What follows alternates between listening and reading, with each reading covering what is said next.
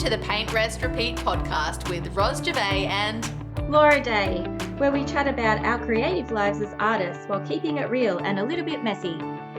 We're here to inspire creatives just like you to push past those boundaries and make art that you love. Let's dive in.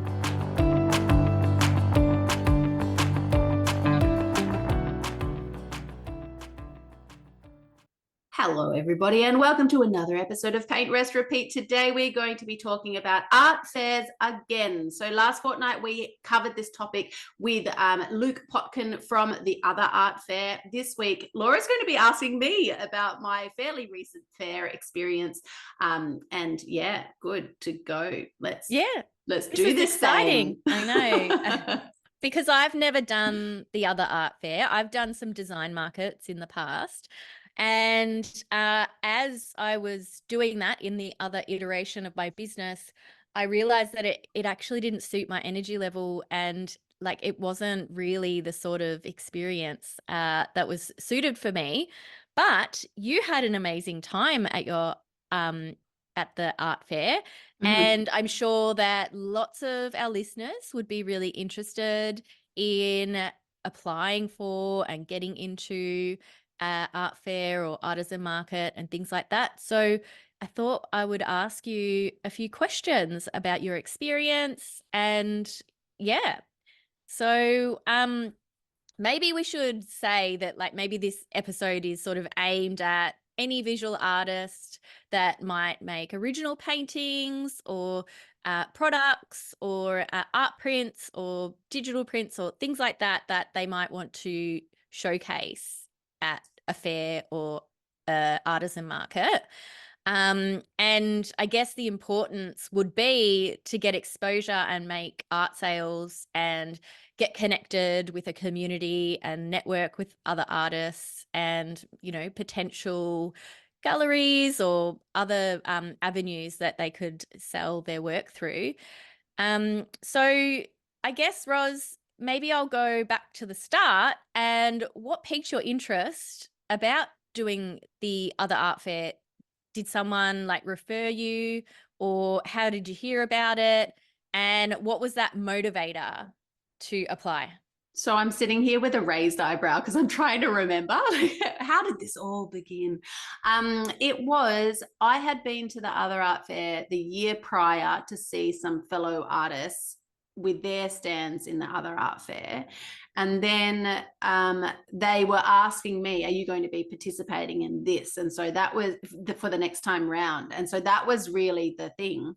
And so I thought, yep, I'm going to do this. And then I applied and I got through, but I didn't have that expectation to get through. So it was just like one step at a time. Like check it out. I checked it out first. I thought, yes, I could sort of fit in this space. Other awesome people are doing it. So I'd love to be amongst that. And then I applied, and then it was a yes. Then it was like, oh my God, it's a yes. And then I had to go and get myself organized. So yeah, so that's where it all originated from. Yeah. Oh, that's amazing. And so the intention behind applying, like what do you think that was? For me, it was twofold, maybe even threefold. So number one, it was to go through that experience so I can learn from that and then help other creatives who I support, you know, through my membership, for example. So that was one layer. The second one was exposure. So to get my art in front of new buyers and to meet them as well in person, because I do primarily sell my work online or through galleries, and then they're doing the selling, they're doing the meeting with the buyers. And so I don't necessarily have that level of connection. And then the third one was just something fun to do for me, you know, like just something fun to break up the year, give me an event. Accountability is another one as well. So even though I love making my art, having a deadline to make it by really helps me to step into action, because otherwise it's so easy to put ourselves and our art practice on the back burner or on the slow-mo mode. So for me, it really worked with my brain. Do you feel like it challenged you and pushed you further in your practice? Like you set goals for yourself. I'm like, I want to create X amount of paintings. They have to be like finished by this date. all like schmick and ready to present. Like, do you feel like it really challenged you and stretched you in a way? Yeah, definitely. I mean, it challenged my internal dialogue and this narrative that I have around me being a slow painter. So it really challenged that. I ended up having to create, I think, 26 artworks, can't quite remember, but 26 artworks in, I don't know, I think it was 8 weeks or something like that. And that I've never created that much art in that amount of time. And so I proved to myself that that narrative was, baloney, and that I can, it's the whole I can do hard things sort of thing. So I proved to myself that I can do that. It also helped me to really sort of strengthen my process in terms of my art making. So I know exactly what I do first and then second and third in my art making process. So yeah, definitely. Although it does have to be said, after creating that collection, I felt called to change up my process and do something a bit different. Really, stylistically, is that what you mean? Stylistically, I don't know, my take on style. So I feel like we all have basically one style. It's within us. It's how we hold a brush. It's how we lay paint onto a surface, right? So I don't feel like I'm changing my style per se, but I feel a calling to evolve it after having created all of those works in a very similar sort of a way. And I was like, okay, got that out of my system. What's next? That sort of sense. Okay, so sort of like changing and just a little bit of a redirect and yeah, just sort of I guess it's an evolution, isn't it? Like, so it's the next body of work. It's just the next you know, group of ideas or things that you feel excited to explore. Exactly. And we always talk about this, how we should be changing and our art should be evolving, and it should, I mean, I was going to say it shouldn't stay stagnant. That's not true. Like I guess if it works for an artist, it can stay stagnant as long as you're happy. But I like this idea of this evolution and this growing and this changing and this morphing and responding to your art practice, responding to the world around you, and sort of shifting a little bit. So yeah, I'm feeling called to move more towards abstraction. That's what my heart's saying at the moment. Oh, exciting. I can't wait to see. I'm really interested.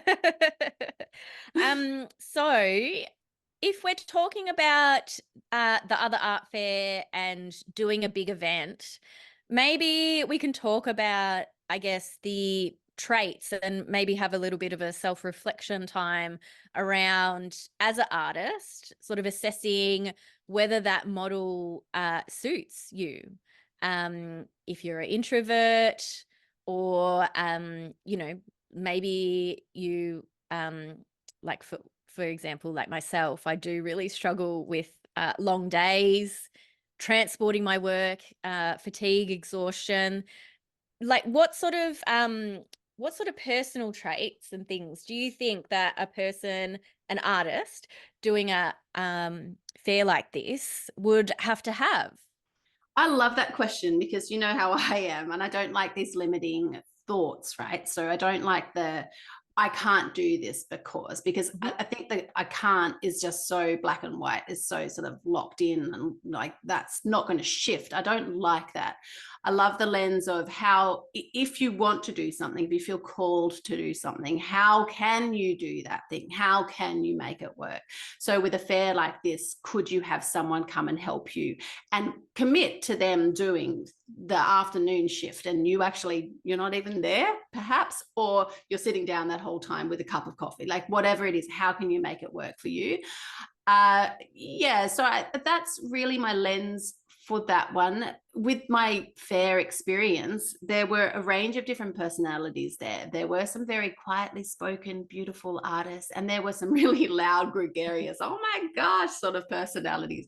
So all sorts of people are welcome and can make it work for who they are as well, within themselves. But you tell me as well, in terms of your take, Laura, because how could you, in theory, if your nature, your limitations, I don't know, I say that word with like with what's the word? I'd call it limitations. That's fair. Okay, Yeah. Just checking, I would. Or like my capacity. Yeah. capacity. So for you, if you decided that a fair was something you wanted to do and that the potential benefits of a fair is something that you would like to tap into, what would you do to adjust the situation to work for you? I would actually plan out my like this is like with the end in mind. I'd plan out my self-care and my rest at the end. So I'd have like a week off from client sessions, like all the other things that I do in my life, and I'd just be resting. So I know that this big event is going to exhaust me. So I'd put my self-care in the calendar straight away. Then I'd assemble my team. So I'd have my husband helping with like packing the car and, getting all that, like the heavy lifting and that organizing. And then I'd also have someone to be like a sales assistant and someone to help me on the stand. And what else would I do to support myself and energy? I'd probably have like maybe like a little sales spiel to sort of help me. I'd tell the other person assisting me like a little bit about my work and like that sort of sales thing. And I'd just be like super organized. Like I'd be writing my checklist and all of that sort of stuff and making sure that that burden was off my mind of like getting everything done.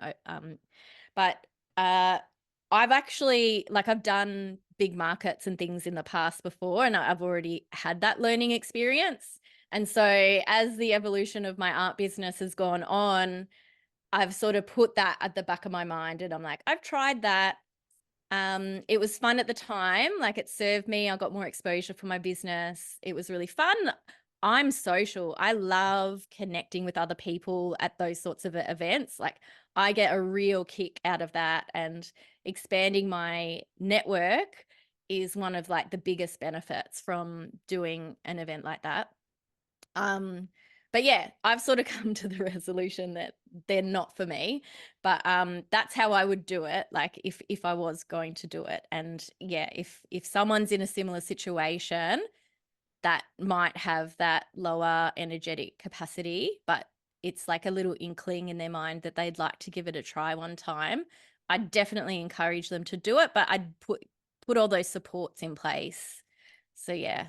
I love that. And I think, when you talk about being social and enjoying connection, that's actually something I noted down as probably being the number one ingredient to be a good fit for a fair. So I think if you care for other people, if you want to make an impact through your art and are interested in talking to people who might potentially buy your art and building that connection, meeting other artists, I think that is probably the one and only prerequisite in terms of, capacity and all of that jazz, like you were asking what type of person should be part of a fair. And I feel like that is the number one factor, because, like I come across as really bubbly and energetic and social and I'm never ever tired. It's not true. I can be that person. Like I am that person. But then afterwards, similarly to you, perhaps not exactly the same, I do need to rest and I do need to recover. And so, for example, when I run a masterclass or a challenge or run a workshop in my membership or something, that's great. I can be switched on. I can do the thing and wholeheartedly. But afterwards, I need to just have some downtime. So it's just knowing who you are, I think, and knowing what your goals are and working out a way to make things work for you. Yeah, definitely. So, in terms of making it a success and trying to get the most out of the experience, let's have a little talk about like the markers of success of like doing the art fair, because the first thing that comes to mind is like, I'm doing the art fair because I want to make art sales, but there's so many other levels to that to make it a successful event apart from the sales. 100%. Like, I mean, the ultimate goal, right, is to be making sales. But your ultimate business goal really should be in finding collectors, people who are going to be repeat buyers. And if you imagine like, so say you have a collector and you imagine the first time they come across you, they're not going to buy from you. Like the chances are somebody stumbling across you for the very first time and buying from you straight away is pretty unlikely. Like, sure, it might happen. They might be an impulse buyer. They might just, I don't know, believe in love in first sight, whatever it is. but I think that's an unrealistic expectation. So I feel like if we are focusing on building collectors, then we need to focus on connection rather than instant sales. So we should be thinking about these art fairs and markets and shows and whatever you want to do with your art. We should be thinking about how to build a connection with that person. And usually that's around you. So it's around talking about why you make your art, the purpose of your art, the impact you want your art to have. And that's one side. You also need to talk to your potential collectors and learn about them. Like, how do they use art in their home? How does art make them feel? And form a connection and then go from there. So I feel like a marker for success at these fairs, yes, like sales are a tangible, measurable element, but they're not in your control. So what is in your control? And maybe it is something like, I want to have 10 conversations on each day of the fair, and I'd like to collect 5 email addresses each day, something like that. And then you can start to continue to nurture that connection, that relationship through weekly or monthly emails to those people. And then you can start to move towards that buyer space and then the collector space.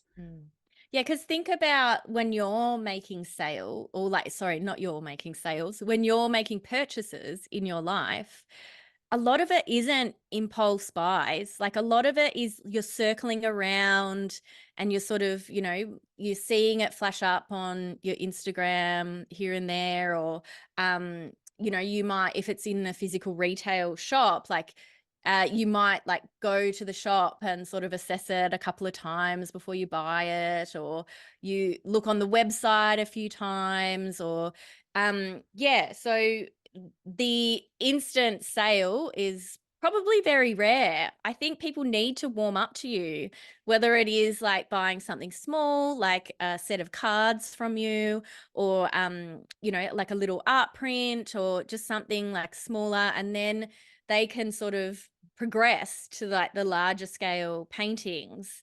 I think that thinking about the other ways that you can maximize your success, or like utilize the event to your benefit in your art career, it could be, collecting all those email addresses, or having those conversations and making that personal connection with potential buyers, because they could turn around and they could have a space that needs to be filled in their home in 6 months' time, and they might want to commission you.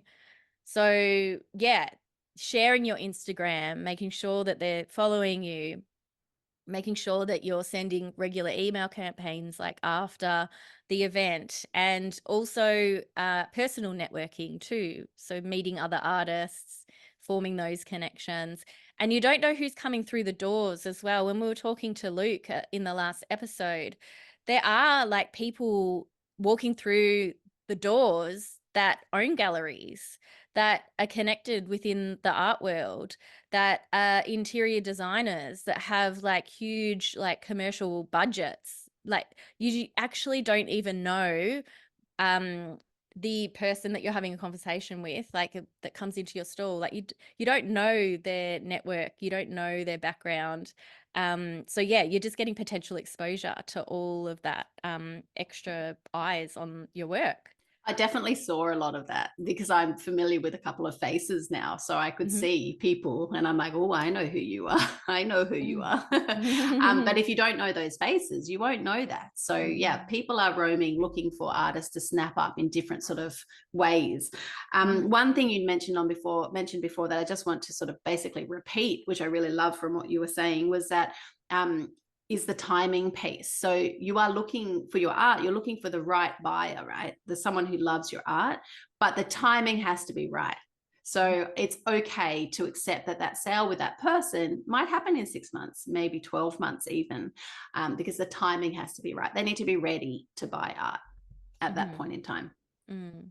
So if you focus on that long-term vision, especially if it's your first market, I feel like you need to sort of give it a few goes and, have like a few big events or those sorts of things to like get that traction, get that collector base. It's all about getting people's names and really building that following on your Instagram or wherever you do your self promotion as well. Yeah, and I think finding those markers of success that you can control and creating your list. I've just written down from our conversation. So one of those things could be the number of conversations you have with people. The next is maybe email subscribers. The other one maybe is how much content you can take from that fair experience for posting on socials. Like, what markers can you set yourself up with for this fair experience that are within your control and you can achieve because you're the one that does the thing? Yeah. So, yeah. And so, there could be so many unexpected things to happen after you've put yourself out there. I remember when I did my solo, I can't remember if it was my first or second. I was active. So I was using social media for my content. So I was like posting everything. I was posting the journey.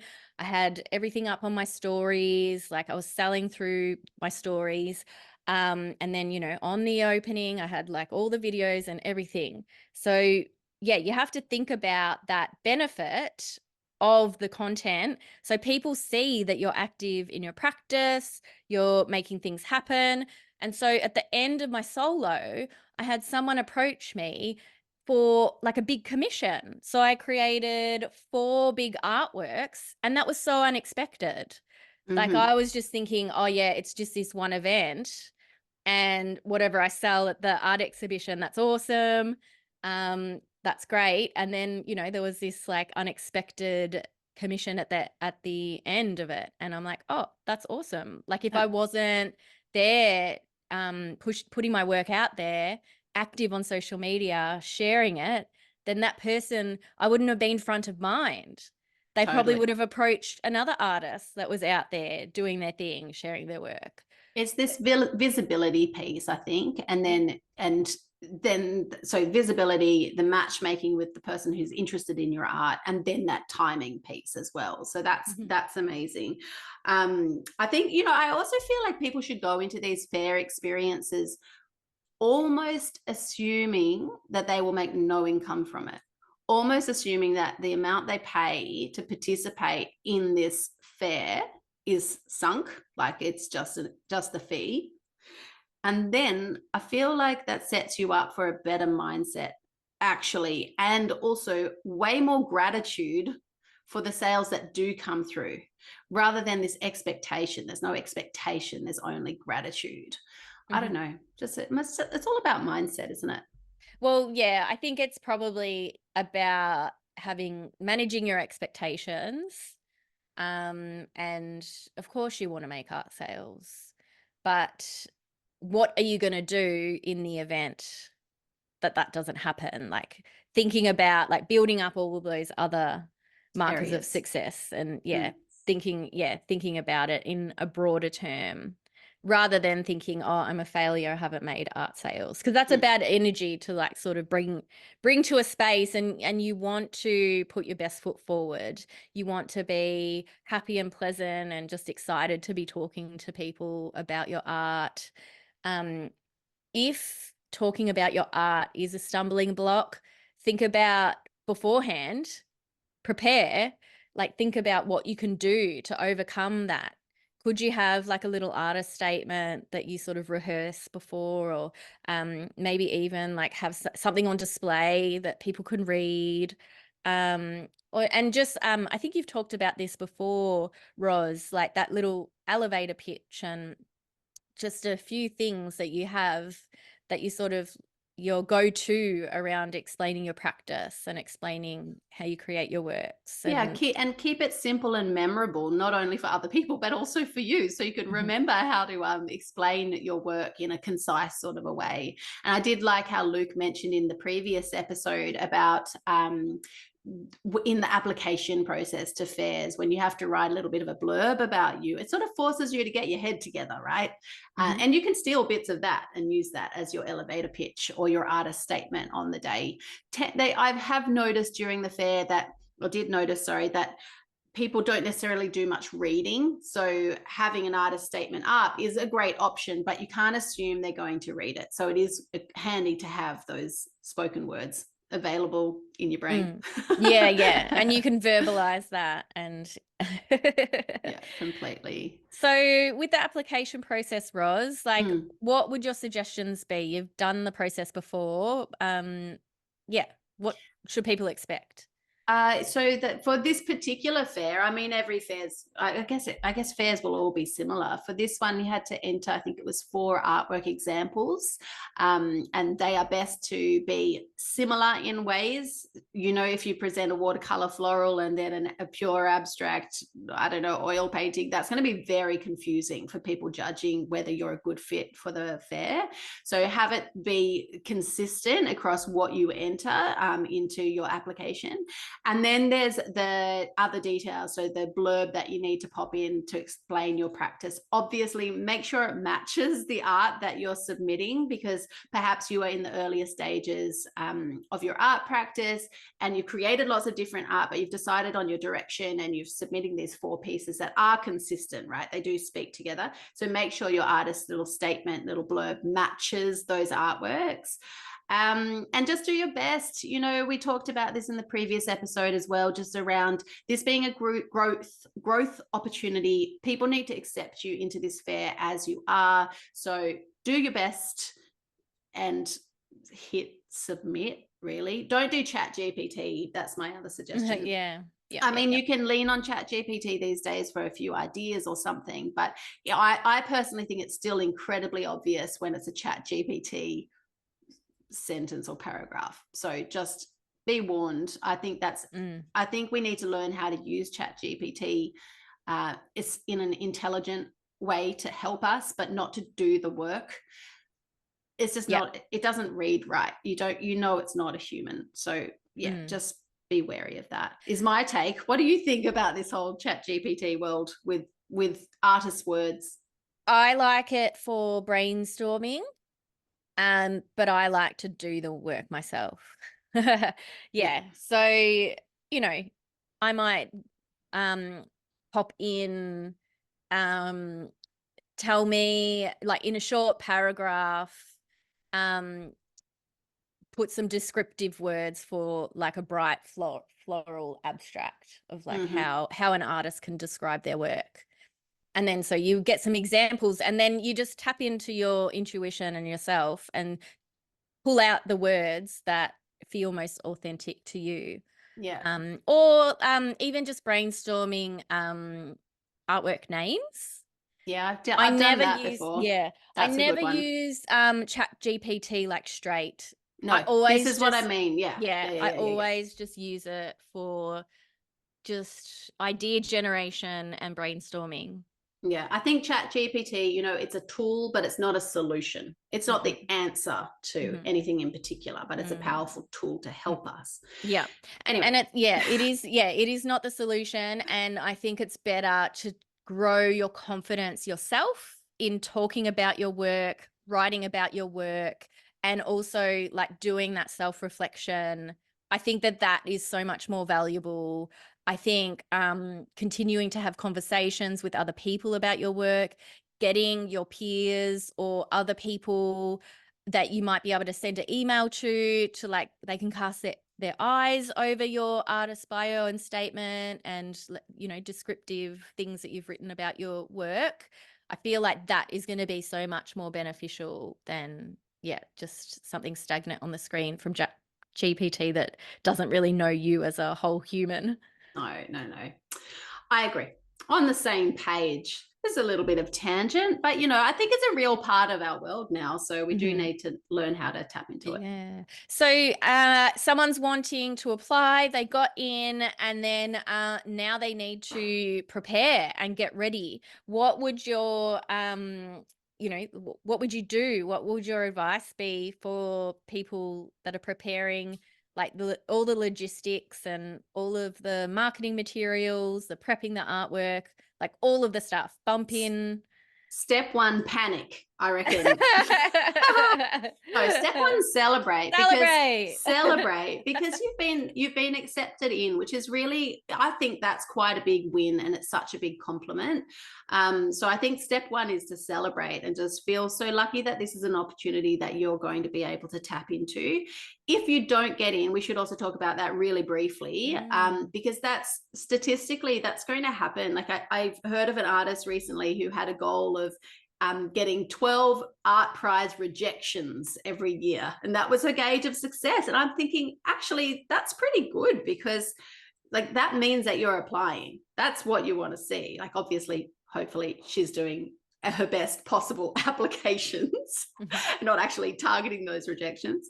But my point being that if you are rejected, you've got to be able to manage that and sort of ride that wave and realize that that is not, what's the word, like final. That's not a final thing. So you can apply again next time, apply to the next opportunity, and you have a great chance to get in as well again. So no, in terms of organization, so our first step would be get that on your wall planner, so that you can see when your event is happening, and then to work backwards from there. So I would start with working out how many artworks you want for your space. So you need to actually start to think, just in draft form, think about your layout for your stand, and then how many artworks you want to have in that space. My recommendation is to create twice the number that you want to have on display, and almost have the sizes be pure replicas. That means when you sell one on the day, if it's a market or a fair, sorry, where they actually take the artwork with them, you can just put another one of exactly the same size in that spot. And yes, you may end up with extra artwork afterwards that has not sold, but that's fine. The idea is just to have enough stock to sell as much as you possibly can on those fair days. So work out how many artworks you need to create, and make a game plan. So I actually had a just a very, very simple, I just made it in Google Docs or whatever it is, a simple table, and it had my 28, it had a grid with 28 rectangles, and I pinned that up. I knew I had to create 28 artworks, and so every day I created one, I crossed it off. So something like that can help you to move forward. But yeah, so knowing your number of artworks, knowing your lead time, knowing how many you're going to have to create per week in that runway, that's a really good starting point, because you certainly cannot do an art fair without art. Like, that is the number one ingredient. And you're important as well. Yeah, amazing. And then, so having your marketing materials, and like, what would you suggest for collecting emails? Yeah, well, I'm a bit of a nutcase about the marketing material side of things, because I think that handing out business cards is almost a waste of paper, actually. I do have business cards. I recommend having some generally, but handing out business cards is, I don't know. You tell me the last time you got a business card and actually you actually entered those details into your email system or your phone. You know, I think so often they're either lost, or they sit at the bottom of handbags, collect dust, or someone just throws them out because they're decluttering their bag, whatever it is. So the key for me, the main focus is actually the other way around. So to collect those email addresses, that's way more valuable than handing out a business card.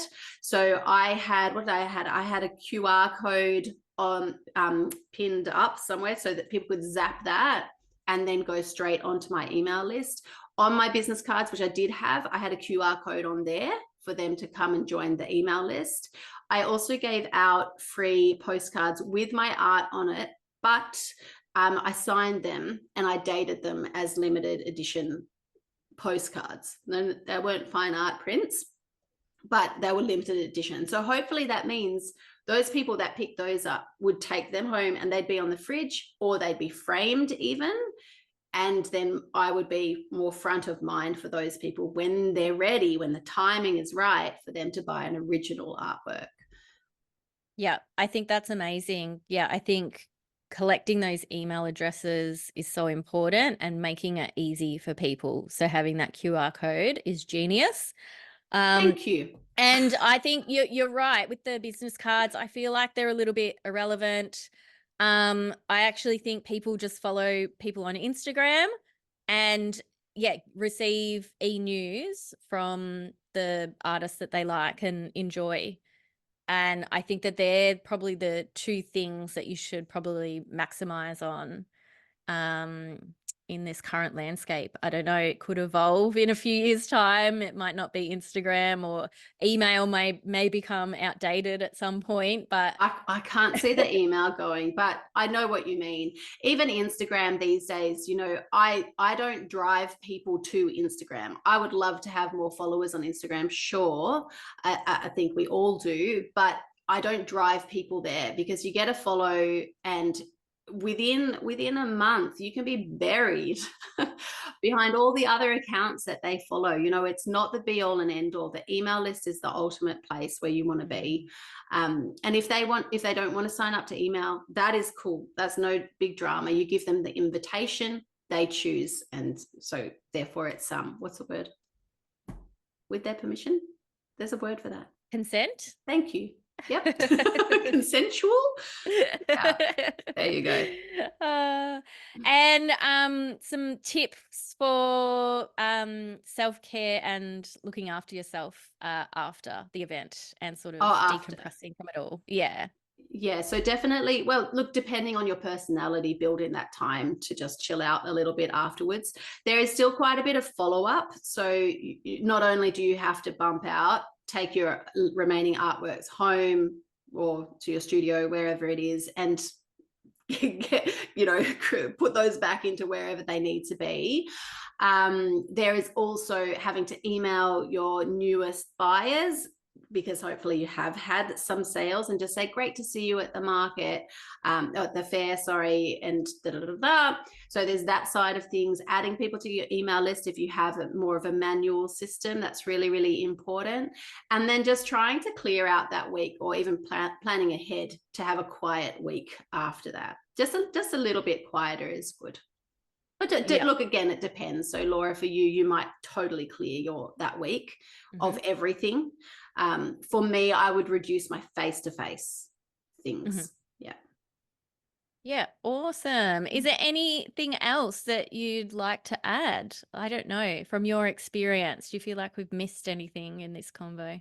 I think maybe just the fun piece. If you think being part of an art fair would be fun for you, then let's find a way for you to participate in this and to keep it fun, right? So remove that pressure on the sales and think about the other sort of angles. So connections with others, longer term collaboration opportunities, social media things. I really enjoyed doing lives when I was at the fair and shouting out other artists, because it's all about community, lifting one another up as well. So, how can you make it fun and just really turn up that dial? Yeah, I think that's all.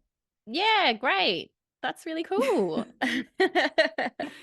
I loved hearing more about your experience, and hopefully that's helped some of our listeners who've sort of been on the fence about whether they should or should not apply. And with so far, we've spoken specifically about the fair and really through the lens of the other art fair, because that's my experience. But I feel like before we wrap up this episode, we should just share that there are other opportunities. Like there might be an artisan market near you. There could be a Christmas market near you. There could be other fair opportunities in your particular area. So yeah, we hope that this conversation has been applicable to people in other areas who are considering other types of fairs as well. I might just drop into the planner as well. So on my website, I've got a project planner. So if you are working towards an event, then that might be really good to get that run sheet happening and plan out your weeks and what you need to do and all the actions you need to do to make that goal happen. Yeah. Beautiful. Cool. Well, great to speak to you. Let us know if you've had any takeaways from this episode. And Ros, do you want to do your spiel around giving us a like?